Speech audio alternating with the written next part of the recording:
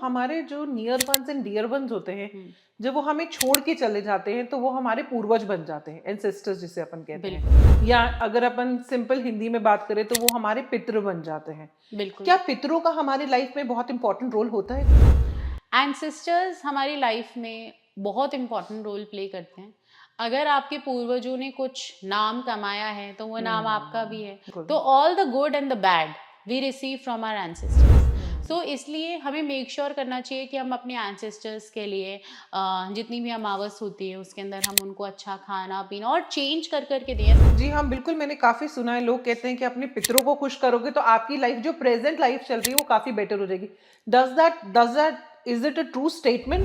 अगर आप अपने एंसेस्टर्स के लिए करते हैं तो डेफिनेटली आपकी लाइफ में इम्प्रूवमेंट आती है। अगर आपको किसी तरीके का कोई एंसेस्ट्रल कर्स है, जैसे जब हम आकाशिक रिकॉर्ड्स देखते हैं तो बहुत सारे लोगों को ना फाइनेंस में एंसेस्ट्रल कर्स होता है। तो अगर किसी के घर में फाइनेंशियल इश्यूज हैं तो बहुत पॉसिबिलिटी हो सकती है कि उनके फाइनेंस के अंदर एंसेस्ट्रल कर्स हो, जो हम आकाशिक रिकॉर्ड से देखते हैं। जो हमारे जो near ones and dear ones होते हैं, हम्म, जब वो हमें छोड़ के चले जाते हैं तो वो हमारे पूर्वज बन जाते हैं, एंसेस्टर्स जिसे अपन कहते हैं। बिल्कुल या अगर अपन सिंपल हिंदी में बात करें तो वो हमारे पितृ बन जाते हैं। बिल्कुल। क्या पितरों का हमारी लाइफ में बहुत इंपॉर्टेंट रोल होता है?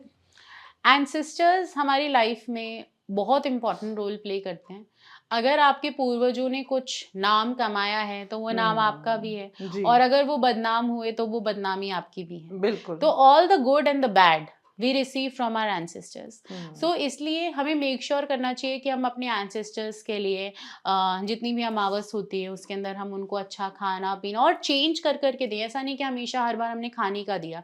कभी हमने कुछ कपड़े दिए, कभी हमने जूते चप्पल दिए, कभी हमने, तो it should be different thing जो हम यूज करते हैं डे टू डे लाइफ में। हमें सब चीजों की जरूरत है ना, जरूरत खाली है, कपड़ों से नहीं चलेगा। बिल्कुल। खाना भी चाहिए, जूते भी चाहिए, लग्जरी भी चाहिए, तो सारी चीजें देनी चाहिए और वो सर्किट के थ्रू आपके पास लौट के आती हैं। आप अच्छा एनर्जी क्रिएट करोगे तो जब आप एंसेस्टर बन जाओगे तो आपके बच्चे बहुत अच्छी एनर्जी में रहेंगे। तो ना कि सिर्फ आप उनके लिए कर रहे हो, पर आप अपने बच्चों के लिए भी कर रहे हो और आप अपने लिए भी कर रहे हो। जी हाँ, बिल्कुल, मैंने काफी सुना है, लोग कहते हैं कि अपने पितरों को खुश करोगे तो आपकी लाइफ जो प्रेजेंट लाइफ चल रही है वो काफी बेटर हो जाएगी। Does that is it a true statement? अगर आप अपने एंसेस्टर्स के लिए करते हैं तो डेफिनेटली आपकी लाइफ में इम्प्रूवमेंट आती है। अगर आपको किसी तरीके का कोई एंसेस्ट्रल कर्स है, जैसे जब हम आकाशिक रिकॉर्ड्स देखते हैं तो बहुत सारे लोगों को ना फाइनेंस में एंसेस्ट्रल कर्स होता है।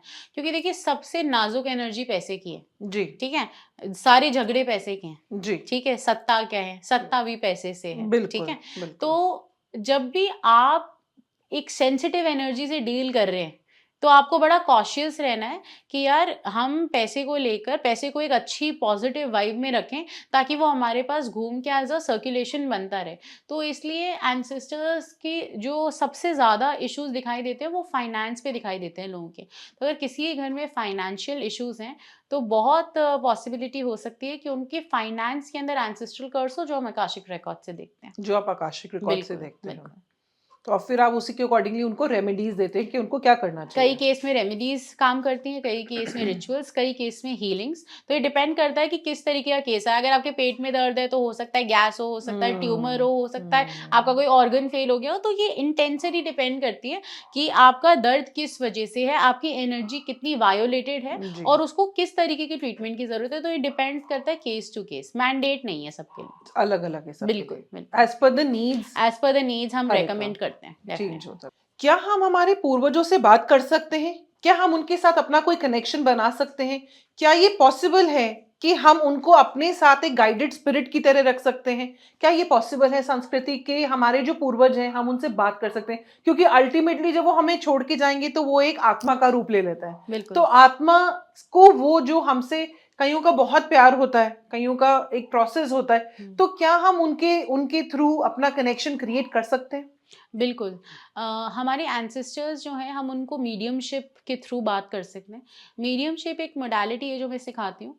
मीडियम क्या होता है? एक ब्रिज। जी, ठीक है, third dimension and fifth dimension जहाँ इंसान रहता है, अर्थ जी, धरती, और फिफ्थ डायमेंशन जहाँ हमारे देव रहते हैं या हमारे मास्टर्स रहते हैं या हमारे एंजल्स रहती हैं। उन दोनों वर्ल्ड को जो कनेक्ट करता है वो एक मीडियम है। तो एक मीडियम बनने के लिए एक मीडियमशिप कोर्स करना ज़रूरी है। इस मीडियमशिप कोर्स में हम आपको अलग अलग चीज़ें समझाते हैं कि एक इंसान पैदा होने से पहले क्या क्या प्रोसेस के थ्रू गुजरता है, मरने के बाद क्या क्या प्रोसेस के थ्रू गुजरता है, और आप किस तरीके से अपने एंसेस्टर्स से बात कर सकते हैं। इसके अंदर एक फिल्टर भी सिखाते हैं हम कि आपको किस तरीके के एंसेस्टर्स से बात करनी चाहिए, किस तरीके के एंसेस्टर्स से बात नहीं करनी चाहिए, क्योंकि जो हाई एनर्जी एंसेस्टर्स हैं वो आपको बेनिफिट देंगे, वो आपको बिल्कुल ब्लेस करेंगे। जो लो एनर्जी एंसेस्टर्स हैं वो आपकी एनर्जी ड्रेन करेंगे, ड्रेन क्योंकि आपके लिए हो सकता है वो आपकी दादी नानी चाची हो, जी ठीक है, पर उनके लिए आप एक ह्यूमन बॉडी हो। इसलिए हमारा जो भाव है उनको लेके उनके अंदर हमारे लिए सेम भाव नहीं होता है। क्यों? क्योंकि इमोशन सिर्फ ह्यूमन बॉडी के हैं, सिर्फ धरती के हैं। बाकी एनर्जी वर्ल्ड में सिर्फ एनर्जी वर्क एनर्जी करती है, है या तो हाई है या या लो लो है। है तो मीडियमशिप कोर्स के थ्रू आप सेफ प्रोसेस से अपने एंसेस्टर्स से गाइडेंस ले सकते हैं, उनसे डे टू डे बात कर सकते हैं। एंड हम इसको ऑटोमेटिक राइटिंग और मीडियमशिप के थ्रू सिखाते हैं अपने स्टूडेंट्स को, ताकि वो खुद अपने मैसेजेस को पढ़ सकें, और धीरे धीरे जब वो केसेस करते हैं तो उनको कॉन्फिडेंस आता है। कॉन्फिडेंस। जैसे कि पीछे सुशांत सिंह राजपूत की डेथ हुई थी तो एक यूएस में बहुत अच्छे पैरानॉमिकल एक एक्सपर्ट थे जिन्होंने सुशांत सिंह राजपूत की स्पिरिट के साथ बात करने की कोशिश करी थी, आइडेंटिफाई करने की कोशिश करी थी कि क्या उनका एक्चुअली में मर्डर हुआ, क्या ये सब चीजें भी एग्जिस्ट करती है। वो किसी डिवाइस के थ्रू बात करते हाँ थे। बिल्कुल बिल्कुल। सबसे पहले तो मैं ये चीज़ बोलूँगी कि जो आपके ब्लड रिलेशनशिप में नहीं है, जी ठीक है, जब तक कि आप एक प्रोफेशनल मीडियम नहीं है, जो भी एक आम आदमी अगर आपके अगर ब्लड रिलेशनशिप में नहीं है तो आपको चैनल नहीं करना चाहिए, नहीं करना ठीक है। चाहिए। क्योंकि एक हम कोई चीज़ प्रोफेशनली प्रैक्टिस कर रहे हैं और एक हम सीख रहे हैं अपने लिए। तो किसी को भी मैं ये रेकमेंड नहीं करूंगी कि बोलते हैं ना ट्रेंड हो गया है कि कोई सेलिब्रिटी के साथ ऐसा हुआ तो चैनल करो। जी अब कई लोग सेलिब्रिटीज की डेट ऑफ बर्थ वगैरह चैनल करते हैं, न्यूमरोलॉजी के थ्रू जी पढ़ते हैं। आपको उनका नाम ही नहीं पता कि पहले क्या था, बिल्कुल राइट आपको उनकी करेक्ट डेट ऑफ बर्थ पता है नहीं पता, पता नहीं, ये तो उन्हें पता है ना जो जी वो कर रहे हैं। जी सो आई थिंक जब हम मास लेवल पे बॉलीवुड हॉलीवुड इन चीज़ों की बात करते हैं तो एक अवेयरनेस होनी चाहिए कि वो चीज़ कहाँ तक सही है, वो चीज़ कहाँ तक रेजोनेट कर पा रहे हैं आप। तो इस चीज़ को लेके कैलकुलेटिव रहना चाहिए और नहीं करना चाहिए किसी भी इस तरीके की स्पिरिट को चैनल। ये मेरी रिकमेंडेशन रहती है। ओनली ब्लड रिलेशनशिप्स करना चाहिए। एब्सोल्युटली। तो उसको भी प्रॉपर चैनल से करना है क्योंकि बुलाना आसान है, मुझे लगता है वापस भेजना बहुत मुश्किल है। अगर आप एक लर्नेड मीडियम के साथ नहीं कर रहे हैं, जी ठीक है, तो ये प्रोसेस डेंजरस हो सकता है। लेकिन जब आप एक लर्नेड मीडियम के साथ कर रहे हैं, अगर मैं एक नेचुरल मीडियम हूँ और मैं ये प्रोसेस हज़ारों बच्चों को ऑल ओवर द वर्ल्ड अलग अलग एज ग्रुप्स और कल्चर्स में सिखा चुकी हूँ और वो सक्सेसफुली प्रैक्टिशनर्स भी हैं जो प्रैक्टिस कर रहे हैं अलग अलग स्टेट अलग अलग कंट्री के अंदर, तो इट्स अ सेफ प्रोसेस। सिर्फ आपको पता होना चाहिए। हम तो ये भी कह सकते हैं कि यार डॉक्टर है तो पेट काटना तो कितना खतरनाक प्रोसेस है, कोई नस कट गई तो, लेकिन आप सीखते हैं बिल्कुल आप फिर उस प्रोसेस को Attempt एक्सप्लेन करते करते हैं, हैं, फिर उसको बिल्कुल। अटेम्प्ट करते हैं। इसका मतलब ये थोड़ी है डेंजरस है, हम कहते हैं डॉक्टर के पास जाओ it's very dangerous to do. वैसे ही आप एक लर्निड मीडियम के पास जाओ जो आपको ये चीज प्रोफेशनली सिखा सके और देन यू प्रैक्टिस, आपको कभी कोई तकलीफ नहीं होगी। नहीं है। Can it be life threatening also? Not at all. If you are learning from a learned medium या आप एक नेचुरल मीडियम से सीख रहे हैं प्रॉपर तरीके से, तो आपके लिए बिल्कुल लाइफ थ्रेटनिंग नहीं है। अगर आप बिना सीखे आप एक्सपेरिमेंट कर रहे हैं तो आप उस डॉक्टर की तरह हैं जिसने एमबीबीएस नहीं करी है पर वो अपने आप को डॉक्टर कहता है। बिल्कुल, क्योंकि So, कई बारी ऐसी चीजें सुनने में आती हैं because it's a vast world जहां बात करते हैं कि आत्मा बुला तो ली लेकिन अब आत्मा हमें पीछा ही नहीं छोड़ रही है। अब वो आत्मा हमसे हमसे हमसे अलग ही होने को तैयार नहीं, बल्कि वो आत्मा अब हमारा नुकसान कर रही है। करेक्ट। ऐसा भी होता है? तभी मैं रिपीटेडली यही कह रही हूँ कि अगर आपने मीडियमशिप नहीं करी है तो आपको कुछ भी यूट्यूब पे देख के ट्राई नहीं करना चाहिए। जब हम आपको एक कहते हैं ना, हम ऑनलाइन सीख लिया, ये एक्सपेरिमेंट किया, स्किन इन्फेक्शन हो गया, ये हो गया, यूट्यूब से लोग बहुत सारी चीजें देखते हैं अलग अलग प्लेटफॉर्म से। बिना कोई चीज प्रॉपरली सीखे अगर आप उसको अटेम्प्ट करेंगे, चाहे वो कोई भी चीज हो, वो आपको लॉस ही देगी। It's not only about mediumship. World में किसी भी तरीके का आप एग्जाम्पल ले लो, अगर आप बिना सीखे कर रहे हो, बिना उसको समझे कर रहे हो, it will not benefit you. आपने मेंशन किया बहुत बारी कि आत्मा से बात करने का कोई मीडियम है या मीडियमशिप का एक प्रोसेस है। क्या आपके पास भी कोई ऐसा डिवाइस है जिसके थ्रू आप बात करते हैं? नहीं, डिवाइस नहीं है। हम मीडियमशिप कोर्स के थ्रू सिखाते हैं कि कैसे आप रिलम्स को टैप इन करें, किस तरीके के मेडिटेशन होने चाहिए, किस तरीके का म्यूजिक होना चाहिए। बहुत सारे अलग अलग तरीके के बीट्स होते हैं। ओके। कई बीट्स हमें, कोई गाना होता है ना यार ये हिट हो गया, उसके ना कुछ ऐसे बीट्स हैं जो ह्यूमन माइंड को हिट करते हैं। दैट मीन्स आपका जो पूरा प्रोसेस है वो मेडिटेट करके कनेक्शन से रिलेट करता है? बिल्कुल। क्योंकि पहले जमाने में मैंने बहुत बारी देखा है कि लोग एक वो स्क्वायर शेप बनाते थे, हुजो चार जने, board. That board where people used to touch it and then कि holy spirit please come in, holy spirit please come in, but वो प्रोसेस नहीं है। वो प्रोसेस हमारे पास बिल्कुल नहीं है। हम मेडिटेशन के थ्रू सिखाते हैं, नंबर 1।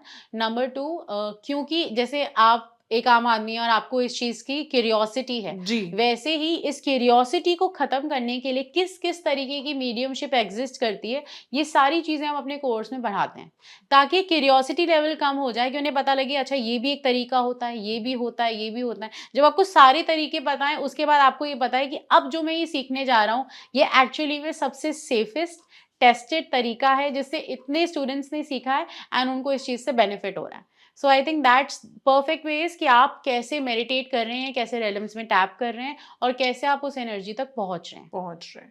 मनी की प्रॉब्लम काफी ज्यादा रहती है, तो क्या कोई मनी की भी रेमेडी आप दे सकते हैं हमारे व्यूअर्स को कि अगर वो करते रहे तो उनको कभी तंगी ना हो पैसों की और कुछ इस तरीके से? देखिए, मनी का इशू अलग अलग तरीके का होता है। जी। और एक बात मैं कहना चाह रही हूँ कि पैसे का इशू ज्यादा करके पैसे का इशू नहीं होता है। जिसको भी पैसे की प्रॉब्लम है ना, जरूर उसकी फैमिली में कोई इशू होगा।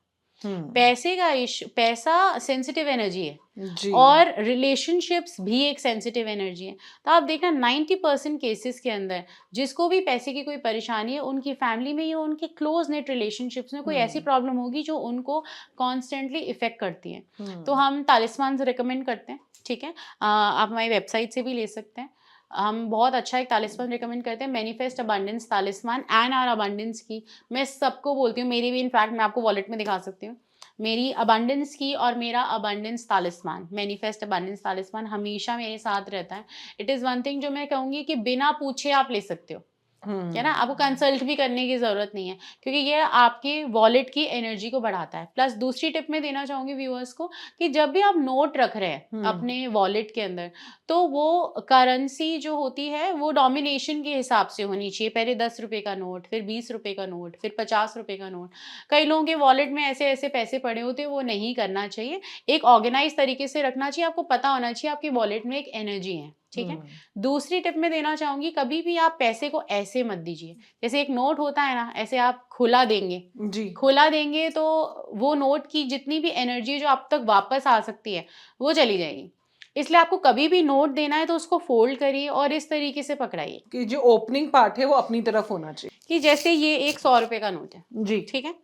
हम जनरली कभी पैसे ऐसे गिनते हैं यूं और बोल देते हैं ये लो भैया 100 रुपए, जी। ठीक है। ऐसे नहीं देना जी, स्पेशली होम मेकर, सब्जी वाले को पैसे देने हैं, राशन वाले को देने हैं, ऐसे दे देते हैं, नहीं देना चाहिए।